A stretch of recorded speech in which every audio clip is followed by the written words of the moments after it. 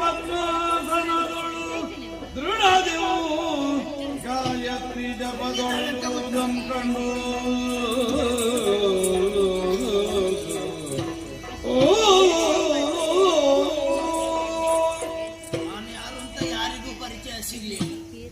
ಅಮ್ಮ ಆಡಿದಂತಹ ಮಾತಿನ ಪ್ರಕಾರವಾಗಿಯೇ ಬಂದದ್ದು. ಏಕವೀರಾದಿಪುರದ ಒಳಗೆ ಬರಲಿಕ್ಕೆ ಪಡಿಚರರು ಬಿಡ್ತಾರೆ, ತಡೆದು ನಿಲ್ಲಿಸಿದ್ರಲ್ಲ. ಒಳಗೆ ಹೋಗಬಾರ್ದು ಅಂತ ಹೇಳಿ ಒಂದು ಸಣ್ಣ ಆಮಿಷವನ್ನು ಅವರಿಗೆ ಒಡ್ಡಿ, ನಾನು ಒಳಗೆ ಹೋದ್ರೆ ನನಗೆ ಬೇಕಾದಷ್ಟು ಬಹುಮಾನ ಸಿಗ್ತದೆ, ಅದರಲ್ಲಿ ಅರ್ಧ ನಿಮಗೆ ಕೊಡ್ತೇನೆ ಅಂತ ಹೇಳಿದ್ದೆ ತಡ. ಇಬ್ಬರು ಕೂಡ ಒಪ್ಪಿಕೊಂಡು ಒಳಗೆ ಬಿಟ್ಟದ್ದಲ್ವ. ಹಾಗಂತ ಹೇಳಿ ಇಲ್ಲಿಯವರೆಗೆ ಬಂದಿದ್ದೇನೆ. ಇವನನ್ನು ಹುಡುಕಬೇಕಲ್ಲ, ಇವನನ್ನು ನೋಡದೆ ನಮಗೆ ಮುಂದಿನ ಕೆಲಸ ಮಾಡ್ಲಿಕ್ಕೆ ಆಗುತ್ತದ. ಮೊದಲಿಗೆ ಇವ ಯಾವ ಮಂದಿರದಲ್ಲಿ ಕುಳಿತಿದ್ದಾನೆ ಎನ್ನುವುದನ್ನು ನೋಡಬೇಕು. ಹೋಗುತ್ತೇನೆ ನೋಡುವ ಅಂತ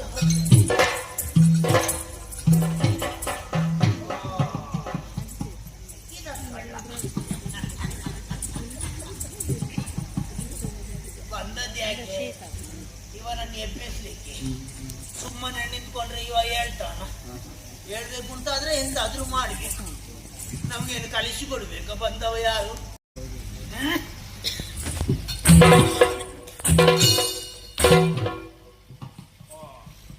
ಇದು ಕೆಳಗಿಲ್ಲ, ಇದು ಮೇಲೆ ಹೋಗಿ ಆಗಿಲ್ಲ. ಪಂಚೇಂದ್ರಿಯಗಳನ್ನು ಕೇಂದ್ರೀಕರಿಸಿಕೊಂಡು ಜಪ ಮಾಡ್ತಾ ಇದ್ದಾನೆ. ಆಗಿಲ್ಲ, ನಮ್ಮಲ್ಲಿ ಬೇರೆ ಮಾರ್ಗ ಉಂಟು.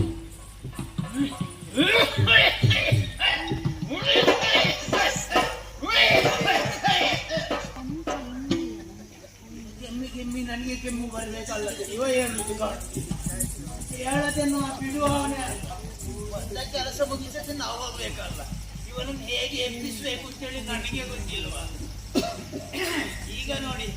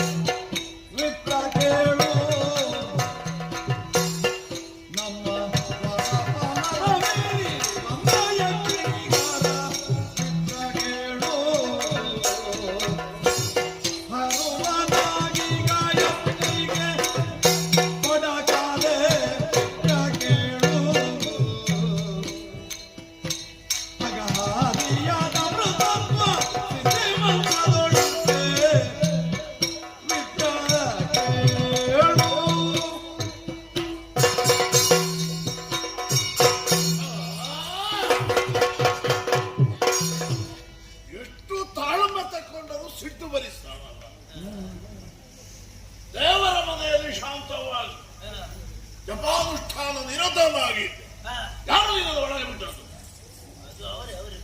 ದಾರಮಲಗರು ಹೇಳಲಿಲ್ಲವೇ?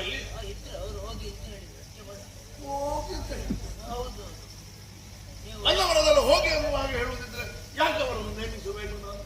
ನಾನು ಹೇಳಿದ್ದೇನೆ. ಏನಾದ್ರೂ ಯಕ್ಷಿಣಿ ಮಾಡಿದ್ಯಾ? ಇಲ್ಲ, ಯಕ್ಷಿಣಿ ಮಾಡುವಷ್ಟು ಪುರುಷೋತ್ತಿರಲಿಲ್ಲ. ಮತ್ತದ್ದು ಮಾಡಿದ ಇದ್ದ ಪುರುಷೋತ್ತಿಗೆ ಅವರಿಗೆ ಹೇಳಿದ್ದೆ, ನಿಮ್ಗೆ ಒಳಗೆ ಕೊಟ್ಟದ್ದನ್ನು ನಿಮಗೆ ಕೊಡ್ತೇನೆ ಅಂತ ಹೇಳಿ. ಮಗನೇ, ನಿನಗೆ 4 ಬಾರಿಸಿದ್ರೆ ನೀನು ಅಲ್ಲಿ ಹೋಗಿ ತಂದು ಕೊಡ್ತೀನಿ. ಇಲ್ಲ, ನಾನು ಕೊಡುದಿಲ್ಲ, ಅವರನ್ನೇ ಕಳಿಸ್ತೇನೆ. ಅವರಿಗೆ ಕೊಟ್ಟರೆ ನಾನು ಕೊಡ್ತೇನೆ ಅಂತ ಹೇಳಿದೆ. ಮತ್ತೆ ನೀನೇನು ಮತ್ತೆ ಬರ್ತೀಯ? ನಾನು ಕೊಡಿಸಿದ ಕಾಣುವಾಗ ಬ್ರಾಹ್ಮಣದಾಗ ಕಾಣ್ತದೆ. ವೇಷವ ಯಾವುದು? ಯಾರು ನಿನಗೆ ಪಟ್ಟಣ ವೇಷ ಬಂದದ್ದು? ಇದು ವೇಷದ ಹಾಗೆ ಕೇಳಿಸ್ತದ? ಅಲ್ಲದೆ ವೇಷದ ಹಾಗೆ ಕಾಣಿಸ್ತದ? ಕಾಣಿಸದೆ.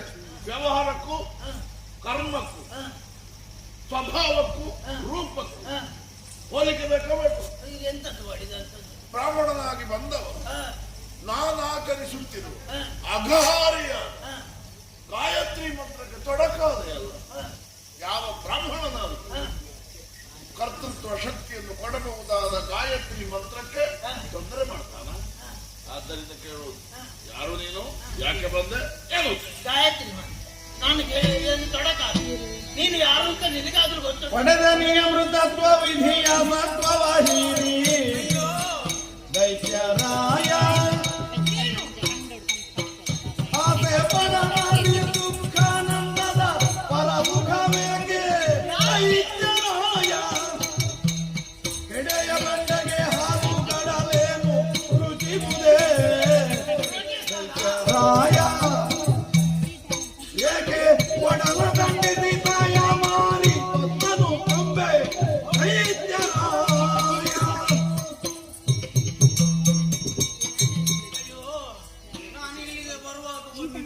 ಬಿಟ್ಟುಕೊಂಡು ಬಂದದ್ದು. ಇಲ್ಲಿ ಬಂದು ನೋಡುವಾಗ ನಾನು ಕೇಳಿದ್ದಕ್ಕೂ ಇಲ್ಲಿ ಆಗುತ್ತಿರುವುದಕ್ಕೂ ಅಜಗಜ ಅಂತರ ವ್ಯತ್ಯಾಸ ಅಷ್ಟೇ. ಏನಾಯ್ತು? ನಾನು ಹೇಳುದು ಕೇಳಿದ್ದೆ, ವರ್ತಮಾನ ಕಾಲದಲ್ಲಿ ಈ ಲೋಕದಲ್ಲಿ ಮೆರೆಯುತ್ತಾ ಇರುವ ಒಬ್ಬ ಇದ್ದಾನೆ, ರಕ್ಕಸರಲ್ಲಿ ಶ್ರೇಷ್ಠನಾದವ ಅರುಣಾಸುರ. ಮೊದಲನೇ ಅರುಣಾಸುರ ಅಲ್ಲ, ಎರಡನೇ ಅರುಣಾಸುರ. ಈ ಮಾತು ಆ ಮಾತು ಕೇಳಿದ ಕೂಡಲೇ ಅವನನ್ನೊಮ್ಮೆ ನೋಡ್ಬೇಕು, ಅವನನ್ನೊಮ್ಮೆ ನೋಡ್ಬೇಕು. ಪ್ರಾಯ ಆಯ್ತಲ್ಲ, ಕಳ್ಕೊಳ್ಬೇಡ, ನೋಡ್ಬೇಕು ನೋಡ್ಬೇಕು ಅಂತ ಹೇಳಿ ಬಂದ. ಇಲ್ಲಿ ಬಂದು ನೋಡಿದ್ರೆ ನೀನು ಇಲ್ಲಿ ಕುಳಿತುಕೊಂಡು ಯಾವುದೋ ಮಂತ್ರದ ಜಪವನ್ನು ಮಾಡ್ತಾ ಇದ್ದಿ. ನೀನೇನು ಸಾಮಾನ್ಯದವರ? ಆ ಬ್ರಹ್ಮನನ್ನೇ ಮೆಚ್ಚಿಸಿ ಅವನ ಸತ್ವವನ್ನೇ ಹೀರಿ ಅಮೃತತ್ವವನ್ನು ಪಡ್ಕೊಂಡವನಂತೆ. ನಾನು ಏನೋ ವಿಶೇಷ ಅಂತ ನೋಡ್ಲಿಕ್ಕೆ ಬಂದ್ರೆ ನೀನು ಇಲ್ಲಿ ಕೂತ್ಕೊಂಡು ಜಪ ಮಾಡುದ ಅಲ್ಲ? ನಿನ್ನಲ್ಲಿ ನಾನೊಂದು ಕೇಳು. ಈಗೊಂದು ಬಂಡೆಕಲ್ಲು ಇರ್ತದೆ, ಬಂಡೆಕಲ್ಲಿಗೆ ನಾವು ಹಾಲು ಸುರಿಯುತ್ತೇವೆ, ಅದು ಅದಕ್ಕೆ ರುಚಿ ಇರ್ತದೆ? ಅದು ಹೇರುವುದಿಲ್ಲ, ಅದಕ್ಕೆ ರುಚಿಯು ಗೊತ್ತಾಗುತ್ತೆ. ಈಗ ಹೆತ್ತವಳ ಅಮ್ಮ ಹೌದಾ? ಹೆತ್ತವಳನ್ನು ಎಲ್ಲಿಗೂ ದೂರ ಕಳಿಸಿ ಅಥವಾ ಮನೆಯಿಂದ ಹೊರಗೆ ತೊತ್ತಿನವಳು ಅಂತ ಹೇಳಿದ್ರೆ ಕೆಲಸದವಳು, ಅವಳನ್ನು ಅಮ್ಮ ಅಂತ ಕರೆದ್ರೆ ಏನಾದ್ರೂ ಪ್ರಯೋಜನ ಉಂಟು? ಅದಕ್ಕೆ ಹೇಳಿದ್ದು, ಪ್ರಯೋಜನಕ್ಕೆ ಬಾರದ ಕೆಲಸ ಯಾಕೆ ಮಾಡ್ತಾ ಇದ್ದಿ ಅಂತ ಹೇಳಿ. ಈ ಗಾಯತ್ರಿ ಮಂತ್ರ ಯಾಕೆ ನಿನಗೆ ಅದನ್ನು ಬಿಡ್ಲಿಕ್ಕೆ ಆಗುದಿಲ್ಲ? ಅಯ್ಯೋ, ಗುರು ನಿನ್ನೆ ಜನ್ಮದೊಡು ವಿಪ್ರವರನೆ ಕರ್ತೃತ್ವ ಭೂಷಣ ಕೈಯ ಬರಲು ಸ್ಮರಿತ ಸಾವಿತ್ರಿ ಮಂತ್ರವನು ಕೌಶಿಕಂಗೆ ಬ್ರಹ್ಮತ್ವ ನೀಡಿದ ಶಕ್ತಿ ಅದನು ಗುರು ನೀನಿರ್ತೆ ಜನ್ಮದೊಳು. ವರ್ಣದಿಂದ ಬ್ರಾಹ್ಮಣ ಗುರು. ಗುರು ಅಂದರೆ ಏನು? ಲಘುವಲ್ಲದ್ದು ಮಾತ್ರವಲ್ಲ, ದುಕಾರೋ ಅಂಧಕಾರಸ್ಯ ರಕಾರೋ ತನ್ನಿರೋಧಕ. ಅಂತಹ ಗುರುವಾಗಿ ನೀನೀಗ ಗಾಯತ್ರಿ ಮಂತ್ರವೇ ಬೇಡ ಅನ್ನುವ ಆಡ್ತಾ ಇದ್ದೀಯಲ್ಲ, ಅದರ ವಿಶೇಷ ನಿನಗೆ ಗೊತ್ತಿಲ್ಲವೇ? ಗಾಯತ್ರಿ ಪ್ರಾಯಸೇಯನ್ನ ಗಾಯತ್ರಿ ತಪಸ್ಮೃತಾಃ. ಏನು ಕೇಳ್ತೇವೆ ನಾವು ಗಾಯತ್ರಿ ಮಂತ್ರದಲ್ಲಿ? ಧಿಯೋಜನ ಪ್ರಚೋದಯ, ಈ ಶಕ್ತಿಯನ್ನು ಕೊಡು, ಆತ್ಮವರ್ಚಸ್ಸನ್ನು ಹೆಚ್ಚಿಸಿ, ಅದನ್ನು ಕೇಳ್ತೇವೆ. ಐಶ್ವರ್ಯವನ್ನು, ಭೂಮಿಯನ್ನು, ಹೆಂಡತಿಯನ್ನು, ಮಕ್ಕಳನ್ನು, ಹೆಣ್ಣನ್ನು ಅಲ್ಲ. ಅದರ ಯೋಗ್ಯತೆ, ಅದರ ಅರ್ಹತೆ, ಅದರ ಮಹತ್ವಕ್ಕೆ ಹೇಳುವುದಕ್ಕೊರಗುವಾಗ ನಮಗೆ ರೋಮಾಂಚದಾಗಿ. ಹೀಗೆ ನೋಡು, ಹೇಗಿದ್ದವರೆಲ್ಲ ಹೇಗೆ ಆಗಿದ್ದಾರೆ. ಕೌಶಿಕ ಕ್ಷತ್ರಿಯ ವಂಶ ಸಂಜಾತನಾಗಿ ಹುಟ್ಟಿ ವಸಿಷ್ಠನ ಕಿತ್ತಿಗೆ ಬಿದ್ದು ದಿಗ್ಬಲಂ ಕ್ಷತ್ರಿಯ ಬಲಂ ಬ್ರಹ್ಮ ತೇಜೋ ಬಲಂ ಬಲಂ ಹೀಗೆ ಉದ್ಘೋಷಿಸಿ ಬ್ರಹ್ಮರ್ಷಿ ಆಗಬೇಕನ್ನುವುದಕ್ಕಾಗಿ ಆತ ಊರುಗೋಲಾಗಿ ಕೈದೀವಿಗೆಯಾಗಿ ಬಳಸಿದ ಇದೇ ಗಾಯತ್ರಿ ಮಂತ್ರವನ್ನು ವಾಮದೇವರಿಗೆ ಉಪದಿಷ್ಟವಾದ. ಹಾಗೆ ಬಿಟ್ಟಲ್ಲ ಬ್ರಹ್ಮರ್ಷಿ ವಿಶ್ವಾಮಿತ್ರ. ಹಾಗಾದ್ರೆ ಎಲ್ಲಿದ್ದವನನ್ನು ಎಲ್ಲಿಗಾದರೂ ಏರಿಸಬಲ್ಲ ಸಾಮರ್ಥ್ಯವುಳ್ಳ ಗಾಯತ್ರಿ ಮಂತ್ರ ಸಣ್ಣದು ಆಲೋಚನೆ ಮಾಡಿದ್ಯಾ ನೀನು?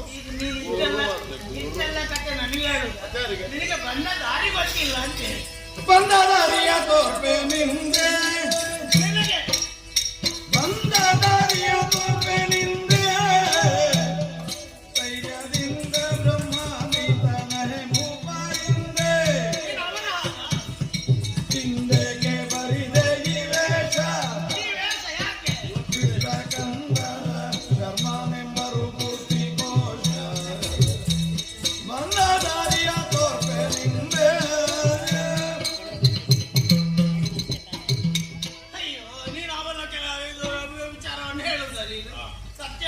ನಿನಗೆ ಬಂದ ದಾರಿಯ ಗೊತ್ತಿಲ್ಲ. ಅದು ಗೊತ್ತಿಲ್ಲ, ನಾನು ಹೀಗೆ ಬಂದು ಹೀಗೆ ಬಂದ. ಇಲ್ಲಿಗೆ ಬಂದ ದಾರಿ ಹೇಳಿದ್ದಲ್ಲ, ಈ ಹಿಂದಿನ ವಿಷಯ ಹೇಳಿದೆ ಅಲ್ವಾ? ಯಾರ ವಿಷಯ ಹೇಳಿದೆ? ಕೌಶಿಕನ ವಿಷಯ. ಕೌಶಿಕ ನಿನ್ನಲ್ಲಿ ನಾನು ಕೇಳು, ಅವ ನೀನು ಹೇಳಿದ್ದೆಲ್ಲ ತಪ್ಪು ಅಂತಲ್ಲ, ಸರಿ, ಆದ್ರೆ ಎಲ್ಲ ತಪ್ಪಲ್ಲ, ಸ್ವಲ್ಪ ತಪ್ಪ ಅಲ್ಲ. ಆದ್ರೆ ಒಂದು ಮುಖ್ಯ ವಿಷಯ ನೀನು ಹೇಳಿಲ್ಲ ಅಂತ. ಎಂತದ್ದು ಬಿಟ್ಟು ಹೋಯ್ತು? ಈಗ ಕೌಶಿಕ ಆದದ್ದು ಹೇಗೆ?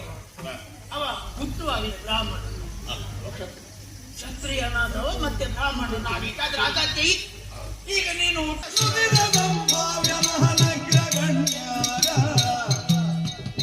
ಪಾವನರ ಬಾಳ ಬೆಳಕಿಗೆ ಯಶದ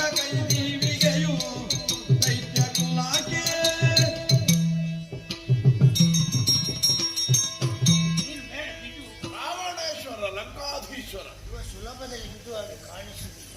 ಹೇಳಿದ್ಯಾ? ಇನ್ನು ಕೂಡ ಸಾಧ್ಯ ಉಂಟಾ? ಕ್ಷತ್ರಿಯನ ಬ್ರಾಹ್ಮಣನ? ಅವ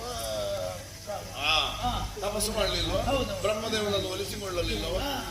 ವರ್ಗದೊಂದು ಹೌದು, ರಾವಣ ಬ್ರಾಹ್ಮಣ. ಹೌದು, ಈಗ ಅವನಿಗೆ ವರ ಸಿಗಲಿಲ್ವ, ಆಯುಷ್ಯ ಸಿಗಲಿಲ್ವ, ಇಷ್ಟೆಲ್ಲ ಸಿಕ್ಕಿ ಕೋಟಿ ವರ್ಷದ ಆಯುಷ್ಯ ಸಿಕ್ಕಿದೆ. ಹೌದಾ? ಈಗ ಅವ ಎಲ್ಲಿದ್ದಾನೆ? ಈಗ ಪರಂಧಾಮವನ್ನು ಸೇರಿದ್ದಾನೆ. ಮಾಡುವ ಅದೇ ಹೇಳುದು, ಬದುಕಿದ್ದಾನ. ಈಗ ನೀನು ಅವನ ಉದಾಹರಣೆ ಹೇಳಿದೆ. ಹೌದಾ? ಅವ ಈಗ ಸತ್ತು ಮಾಡುತ್ತಿದ್ದು ಹೋಗ್ಲಿಲ್ವ? ಅವ ನೀನು ಅವನನ್ನು ಉದಾಹರಣೆ ಆಗಿ ತೆಗೆದುಕೊಳ್ಳುವುದ? ನೀನು ನಿಜವಾಗಿ ಆಗಬೇಕು ಅಂತಾದ್ರೆ ನೀನು ಕೌಶಿಕನ ಉದಾಹರಣೆ ಅಲ್ಲ, ನಿನಗೆ ರಾವಣನ ಉದಾಹರಣೆ ಅಲ್ಲ. ನೀನು ಏನಾಗ್ಬೇಕು ಗೊತ್ತುಂಟ? ನೀನು ಬಲಿ ಆಗ್ಬೇಕು.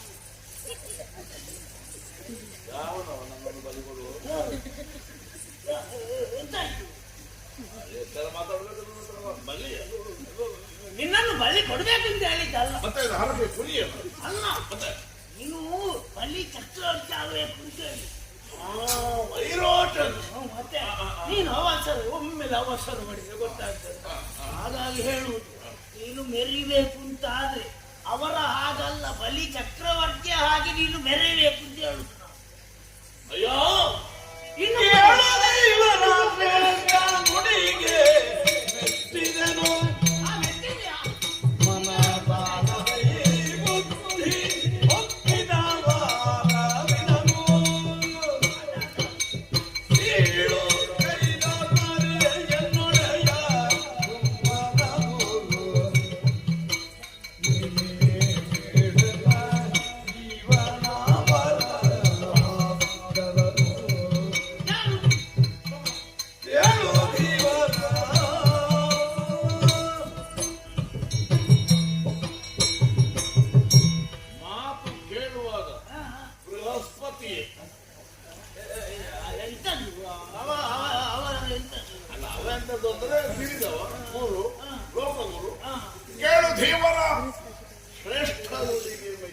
ನೀನಂತ ನನ್ನ ಜಾತಿ ಬದಲಿದೆಯಾ ನೀನು? ಮತ್ತೆ ಜೀವನ ಅಂತ ಹೇಳಿದ್ರೆ ಅಲ್ಲ, ಜೀವನ ಅಂದ್ರೆ ಬೃಹಸ್ಪತಿ ಮಕ್ಕಳು ಜೀವನ ಅಲ್ಲ, ಬಾಲ ಉಂಟ. ಜಾತಿ ಸುದ್ದಿಲ್ಲ ಕೇಳು ಧೀವರ ಶ್ರೇಷ್ಠ ನುಡಿಗೆ ಮೆಚ್ಚಿದೆ. ಕೇಳು ಧೀವರ ಶ್ರೇಷ್ಠ ನುಡಿಗೆ ಮೆಚ್ಚಿದೆ. ಆದರೆ ಮೆಚ್ಚಿದೆ, ಈಗಲಾದ್ರೂ ಮೆಚ್ಚಿದೆ. ಅಷ್ಟು ಸಾಕ. ತರ್ಕಬದ್ಧವಾಗಿ ಆಡಿರೋದ್ರಿಂದ ವಾದ ನನ್ನ ಬುದ್ಧಿಗೆ ಸಮಂಜಸ ಕಾಣುತ್ತದೆ. ಈಗ ನೀನು ಮೆಚ್ಚಿದ ಮೇಲೆ ಅಲ್ಲಿ ಆದರೆ ಮನಸ್ಸು ಒಪ್ಪುವುದಿಲ್ಲ. ಯಾಕೆ? ಭಾವನಾತ್ಮಕವಾದ ವಿಷಯವನ್ನು ಮಾತ್ರ ಮನಸ್ಸು ಒಪ್ಪುವುದು. ಬಿಡುವ ಲಕ್ಷಣ ಬ್ರಹ್ಮ ಬೇಡ, ಕೀಳು ಗೈಡ ಬರೆ ನೋಡೆಯ ಬ್ರಹ್ಮನ ಏನೂ ಇಲ್ಲದೆ ಇದ್ದ, ಏನು ಅಲ್ಲದೆ ಇದ್ದ ನನ್ನನ್ನು ಇಷ್ಟೆತ್ತರ ಇಟ್ಟು ದಪ್ಪ ಮಾಡಿದ ಬ್ರಹ್ಮದೇವರು ಹೇಳಿದ್ದನ್ನೆಲ್ಲ ಕೊಟ್ಟು ಆದ ಕಾರಣ ನನ್ನ ಜೀವನಾಂಬರ ಭಾಸ್ಕರನಾದಂತಹ ಬ್ರಹ್ಮನನ್ನು ಕೀಳುಗೈಯಬೇಡ. ಯಾರು? ದೇವರು ಬ್ರಹ್ಮ. ಅವನದು ಕಥೆ ನನಗೆ ಗೊತ್ತಿಲ್ವಾ?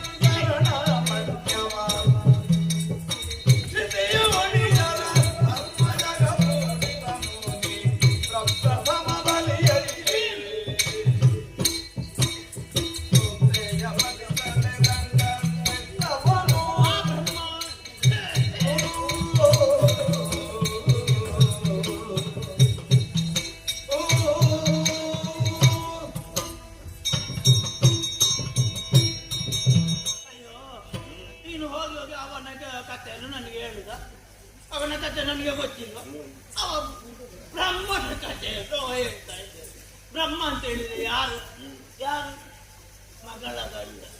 ಅದು ನಿಮ್ಮ ಸಂಬಂಧ ನನಗೆ ಗೊತ್ತಿರಲಿಲ್ಲ. ನಿಮ್ಮ ದೊಡ್ಡ ಮಗಳ ಗಂಡನ ಸಣ್ಣ ಮಗಳ ಗಂಡ? ನನ್ನ ಮಗಳ ಗಂಡ ಅಂತ ಹೇಳಿದ್ದಲ್ಲ. ಯಾರು? ನನ್ನ ಅಳಿಯ ಅಲ್ಲ.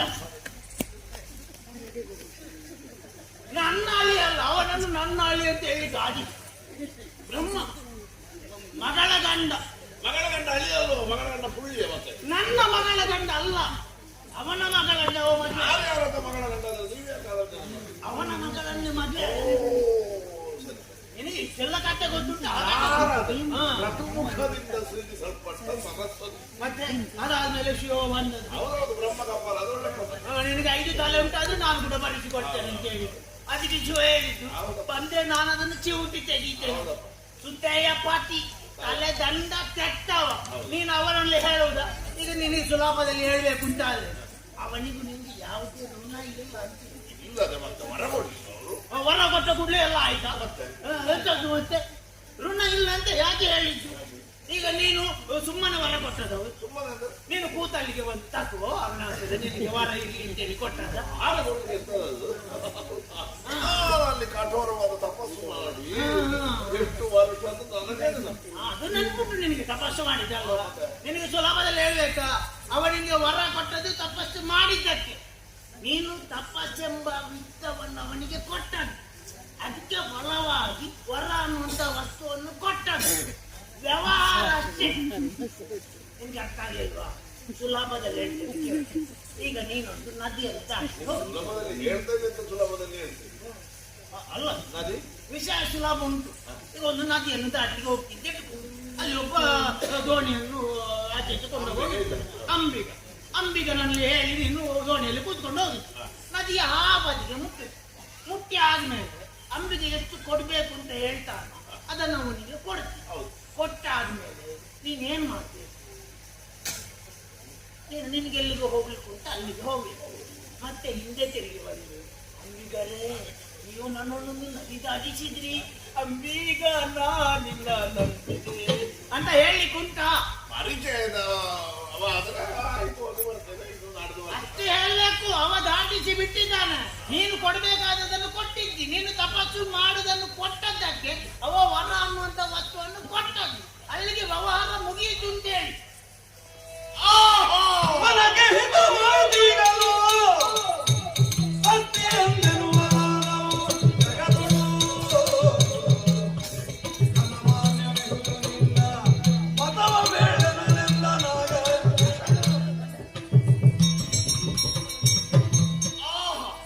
ಬಹಳ ಸಂತೋಷ ಆಯ್ತು. ಆದ್ರೆ ಒಂದು ಪ್ರಶ್ನೆ ಉಳಿಯುತ್ತದೆ. ಎಂತ ಹೇಳಿದ್ರು ಮತ್ತೆ ಒಂದು ಒಂದು ಅಂತ ಹೇಳಿಲ್ಲ. ಹೌದು, ಸಂಶಯಗಳನ್ನೆಲ್ಲ ದೂರ. ಸಂತೋಷ ಆದ್ಮೇಲೆ ಮತ್ತೆ ಇನ್ನು ಒಂದು ಅಂತ ಸೇರಿಸಿದ್ದಾರೆ. ಸಂತೋಷ ಆದದ್ದು ನೀವು ಸಿರುಗಟ್ಟಿ ಮಾತಾಡಿದ್ದು ಕೇಳಿದ್ದಕ್ಕ ಮತ್ತೆ ವಿಷಯ ಮಾತಿನ ಮರ್ಮ ಅಸ್ತಿ ಒಂದು ವಾದ ಉಂಟು, ಆಸ್ತಿಕವಾದ ಮತ್ತೊಂದು ನಾಸ್ತಿಕವಾದ. ಸರ್ವಂ ಖರ್ವಿದಂ ಬ್ರಹ್ಮಂ ಅಣುರೇಣ ದೃಢ ಕಾಣ್ತ ತಾಮ್ರ ಜಂಗಮಾದಿಗಳಲ್ಲಿ ಓತಪ್ರೋತವಾಗಿ ಬ್ರಹ್ಮ ವ್ಯಾಪಿಸಿದೆ, ಅದೊಂದು ವಾದ. ಮತ್ತೊಂದು ಯಾವುದು ಇಲ್ಲ, ನಾಸ್ತಿಕವಾದ ಬಿಡುವ. ಆಸ್ತಿಕವಾದದ ಕುರಿತಾಗಿ ನಿನ್ನ ಮತ ಏನು? ನೀನು ಎಷ್ಟಕ್ಕೂ ಬಿಡುದಿಲ್ಲ, ಅದನ್ನೇ ಹೇಳ್ಬೇಕು. ಅದು ಸುಲಭ. ತತ್ವಮಸಿಯು ಎಂಬ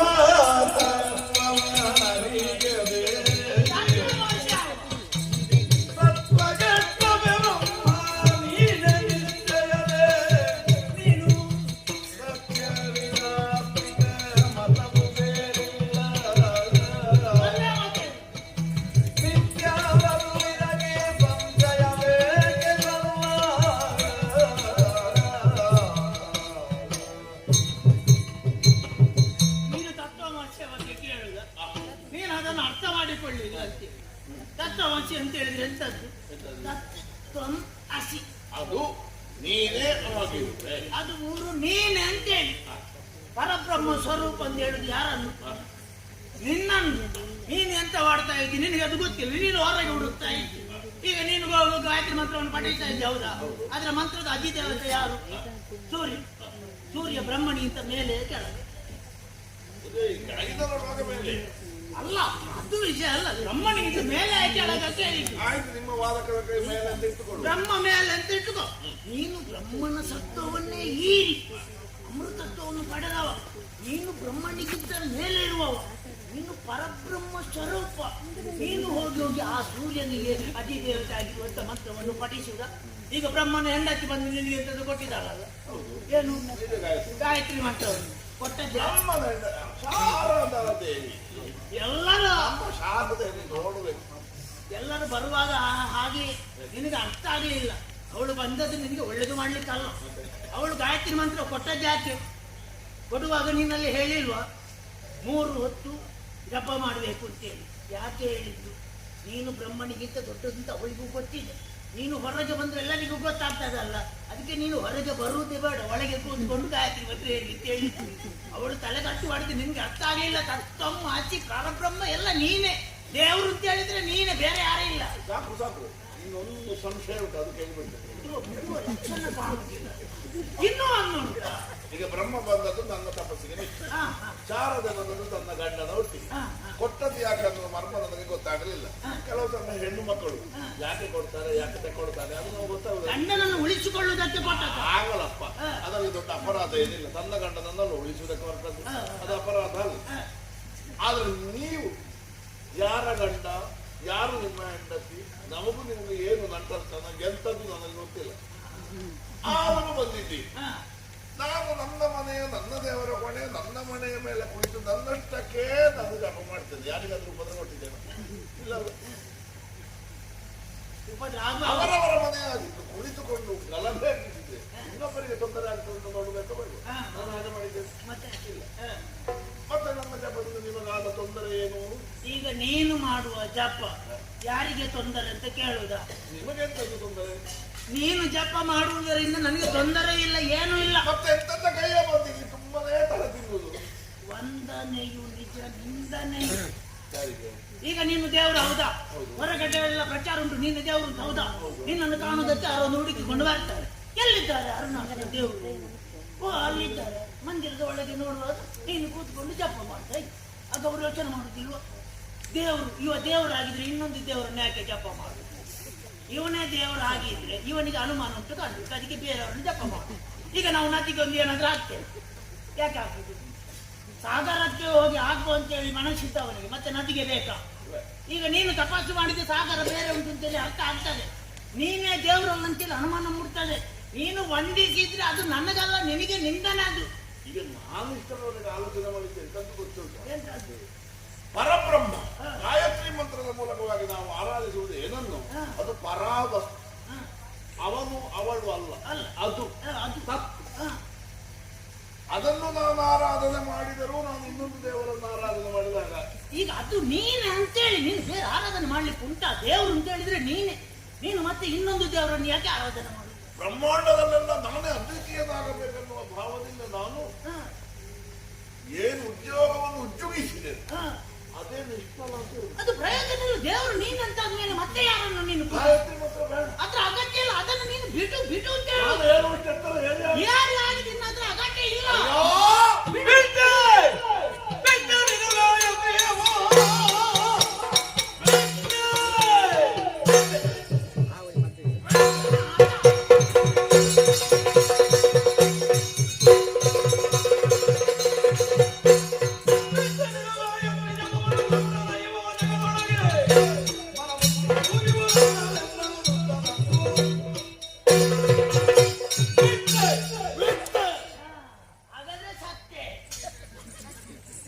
ಇವನಿಗೆ ಏನು ಮಾಡಬೇಕೀಗ?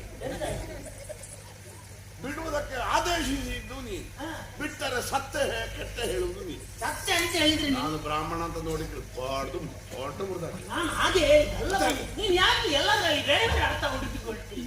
ನಾನು ಹೇಳಿದ್ದೆ ಅಂತದ್ದು. ನೀನು ಬಿಟ್ಟರೆ ಸತ್ಯ ಅಂತ ಹೇಳಿದ್ರೆ ಯಾಕೆ ಹೇಳಿದ್ದು? ಹಳೆಯ ಅರುಣಾಸುರ ಸತ್ತ,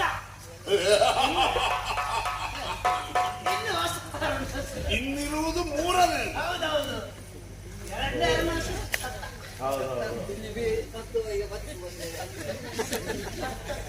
ನನಗೆ ಗೊತ್ತಾಗಿದೆ, ನಿಮಗೆ ಗೊತ್ತಾಗಿದೆ, ಇವರಿಗೆಲ್ಲ ಗೊತ್ತಾಗಬೇಕೇ ಬೇಡ? ನೀವು ಒಂದು ಸುತ್ತು ಹೀಗೆ ಬಂದಿ ನೋಡುವ. ನೀನು ತಲೆಬಿಸಿ ಮಾಡಬೇಡ. ಇಲ್ಲಿ ಮಾತ್ರ ಅಲ್ಲ, ಎಲ್ಲ ಕಡೆ ನಾನು ಪ್ರಚಾರ ನಾನು ಮಾಡ್ತೇನೆ ಅಂತ ಹೇಳಿ ಏನಂದು ನೀನು ಬಿಟ್ಟೆ ಅಂತ ಹೇಳಿದ್ರೆ ಬಿದ್ದೆ. ನಾನು ಅಡ್ಡ ಬಿದ್ದೆ ಅಂತೇಳಿ ಬುದ್ಧಿ ಮಾಡಬೇಡಿ. ಯಾಕೆ? ನೀವು ನನಗೆ ನಮಸ್ಕಾರ ಮಾಡಿದ, ನಾನು ನಿನ್ನನ್ನೇ ಹುಡುಕಿಕೊಂಡು ಬಂದದ್ದು ಅಂತೇಳಿ. ಬ್ರಾಹ್ಮಣ ಹೌದಾ? ಹೌದು. ಹುಟ್ಟಿನಿಂದ ಹಿರಿಯ ಹೌದಾ? ಹೌದು. ನನಗೆ ನಮಸ್ಕಾರ ಮಾಡಿದ್ರೆ ನನ್ನ ಆಯುಷ್ಯ ಕಡಿಮೆ ಹಾಕುದು ಹೌದಾ? ನೀವು ನನ್ನನ್ನು ಉದ್ಧಾರ ಮಾಡ್ಲಿಕ್ಕೆ ಬಂದದ್ದು ಕೊಲ್ಲುವುದಕ್ಕೆ ಬಂದದ್ದು ನಿನಗೆ ನಾನು ಇಷ್ಟು ಹೇಳಿ ಕೂಡ ನನ್ನ ನಾಶ ಬಯಸಿ ಬಂದದ್ದು ನನ್ನ ಶ್ರೇಯಸ್ಸು ಬಯಸಿ ಬಂದದ್ದು ನಾನು ಅಡ್ಡ ಬಿದ್ದು ಯಾರಿಗೆ ಮುಖ್ಯ ಆತ್ಮ ಯಾರಿಗೆ? ನಾನು ದೇವರಿಗೆ ಅಡ್ಡ ಬಿದ್ದದ್ದು ನೀನು ದೇವರಲ್ವಾ ಅದು ನನಗೆ ತಲೆಗೆ ಹೋಗಲಿಲ್ಲ. ನೀನು ತಲೆಬಿಸಿ ಮಾಡಬೇಡಿ. ಇನ್ನು ಹೊರಗಡೆ ಎಲ್ಲ ಪ್ರಚಾರ ನಾನು ಮಾಡ್ತೇನೆ. ಏನ್ ಮಾಡ್ತಿ? ಅರುಣಾಸುರನಾಯ ನಮಃ, ಅರುಣಾಸುರಾಯ ನಮಃ, ಒಂದು ನಾ ಹೆಚ್ಚು ಸೇರಿಸಬೇಡಿ. ಅರುಣಾಸುರಾಯ ನಮಃ, ಅರುಣಾಸುರನೇ ನಮಃ, ಅರುಣಾಸುರಾಯ ನಮಃ. ಅರುಣಾಸುರನೇ ಕೋ ದೇವ. ಅದು ನಾನು ಪ್ರಚಾರ ಮಾಡ್ತೇನೆ. ಗೊತ್ತಾಯ್ತು. ಮಂತ್ರೋಚ್ಚಾರ ಮಾಡುವ ನಾಲಿಗೆಯಲ್ಲಿ ಅರುಣಾಸುರನೇಕೋ ದೇವ ಅನ್ನುವ ಶಬ್ದವು ವಾಕ್ಯವೋ ಪದಪುಂಜವೋ ಯಾಕೆ ಬರುವುದಿಲ್ಲ? ಏನಾದರೂ ಪ್ರತಿಫಲ ಇಲ್ಲದೆ ಬರುವ ಸಾಧ್ಯತೆ ಇಲ್ಲ. ಆದ್ದರಿಂದ ಆಲೋಚನೆ ಮಾಡುವುದಿಲ್ಲ. ಈ ಊಳಿಗ ಮಾಡಿದ್ದಕ್ಕೆ ನಿಮಗೆ ನಿಮ್ಮ ಬೆನ್ನು ಮುರಿಯುವಾಗ ನಾನು ಕೊಡ್ತೇನೆ. ಬೆನ್ನು ಮುರಿಯುವಾಗ ಅಂತೇಳಿ ಅಡಿಗೆಯಲ್ಲಿ ಅಲ್ಲ, ದಕ್ಷಿಣೆ ಹಿಂದೆ ಆರಂಭ ಆಗಲಿ. ನನಗೆ ದೇವರನ್ನು ಕಂಡ ಮೇಲೆ ಹಾಗೆ ಹೋಗ್ಲಿಕ್ಕೆ ಆಗ್ತದೆ. ನನಗೆ ಒಂದು ಪ್ರದಕ್ಷಿಣೆ ಮಾಡಲಿಕ್ಕೆ ಒಂದು ಅವಕಾಶ ಮಾಡಿ. ಅರುಣನೇಕೋ ದೇವ, ಅರುಣನೇಕೋ. ದೇವಸ್ಥಾನಕ್ಕೆ ದೇವರಿಗೆ ಪ್ರದಕ್ಷಿಣೆ ಬರುವುದಲ್ಲ, ಕಾಷ್ಟಕ್ಕೆ ಬರುವುದಲ್ಲ. ಅಪ್ರದಕ್ಷಿಣೆ ಬರುವುದು ಹೆಣ ಸುಡುವಾಗಲ್ಲ. ನನಗೆ ಒಂದು ದೇವರು ಸಿಕ್ಕಿದ ಒಂದು ಅವಸರದಲ್ಲಿ ಹೇಗೆ ಸುತ್ತುವರಬೇಕು ಅಂತ ಒಂದು ದೇವರನ್ನು ನೋಡಿದ್ರೆ ನನಗದು ಪೂರ್ತಿ ಮರ್ತ್ಯವಾದದ್ದು. ಸುತ್ತು ಬರುವುದು ಬಿಟ್ಟರೆ ಈಗ ಸುತ್ತುವರ್ತೇನೆ. ಅರುಣನೇಕೋ ದೇವ, ಅರುಣನೇಕೋ ದೇವ, ಅರುಣನೇಕೋ. ಸುತ್ತು ಬರುವುದೆಲ್ಲ ಹೌದು, ಇನ್ನು ಸುತ್ತು ಕಮ್ಮಿ ಆಗಬಾರದು. ಸುತ್ತು ಕಮ್ಮಿ ಆಗುದಿಲ್ಲ. ಒಂದು ಸುತ್ತು ಉಂಟಲ್ಲ, ಅಲ್ಲ ಇಲ್ಲೇ ಸುತ್ತು ಬರುವುದಲ್ಲ, ಹೋಗ್ಬೇಕಿಲ್ಲ. ಅಲ್ಲಿ ಹೋಗಿ ಪ್ರಚಾರ ಬೇರೆ ಕೆಲಸ ಇಲ್ಲ. ಅರುಣನೇಕೋ